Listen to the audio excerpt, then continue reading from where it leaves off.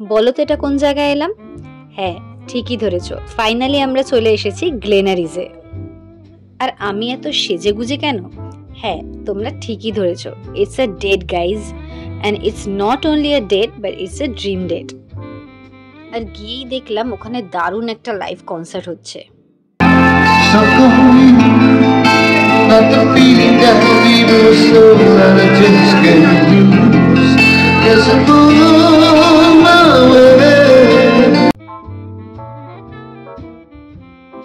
Menu দেখার পর order করেছিলাম মকটেল, যেটার নাম ছিল হট টডি।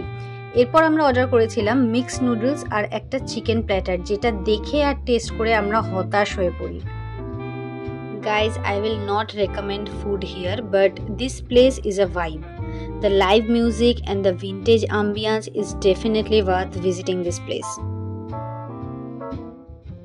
পরের দিন সকালে আমরা ঘুম স্টেশনের কাছে একটা রেস্টুরেন্টে ব্রেকফাস্ট করতে দাঁড়ালাম।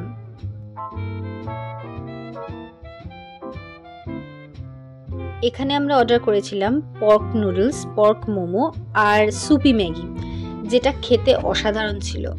আমার সামান্য জ্বর ছিল, তাই এই গরম গরম সুপি ম্যাগিটা খেতে কিন্তু দারুণ লাগছিল।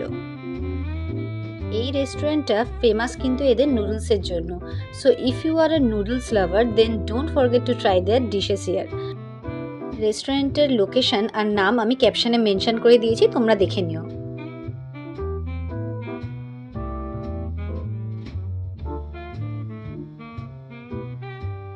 এরপর আমরা চলে গেলাম লেপচা জগতে। এর সৌন্দর্য বর্ণনা করার মতো ভাষা আমার কাছে নেই।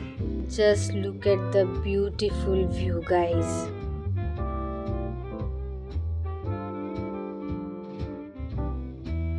এরপর রওনা দিলাম আমাদের নেক্সট ডেস্টিনেশনে। আর সেটা কোথায় জানতে হলে ওয়েট করতে হবে নেক্সট এপিসোডটার জন্য। আর ভিডিওটা ভালো লাগলে কিন্তু অবশ্যই ভিডিওটা লাইক করো, কমেন্ট করো আর শেয়ার করো। আর পেটুকে সাবস্ক্রাইব করতে ভুলো না। বাই।